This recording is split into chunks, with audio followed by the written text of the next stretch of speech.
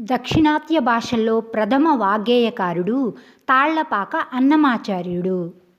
అన్నమయ్య తెలుగులో పదకవితా రచనకు శ్రీకారం చుట్టడం తెలుగు జాతి చేసుకున్న అదృష్టం.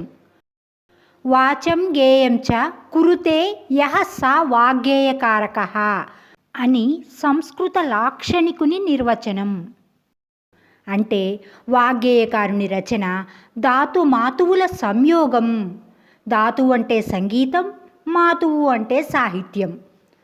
ఒక్క వాక్యంలో కుదించి చెప్పాలంటే ఎవరు స్వయంగా గీత రచన చేసి స్వరాలు కూర్చి గానం చేస్తారో వారు వాగ్గేయకారులు.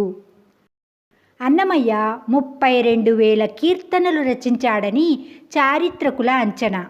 అన్నమయ్య పదాల్లో భావపుష్టి, రాగదృష్టి సమాంతరంగా సాగిపోతాయి.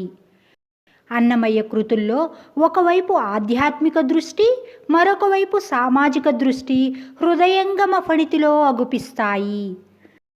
అత్యంత పరిణత పద్య కవుల రచనలతో సరితూగే పదాలతో పాటు నాటి జానపద గీతాల బాణీల్లో అన్నమయ్య ఆణిముత్యాల్లాంటి పాటలు రచించారు.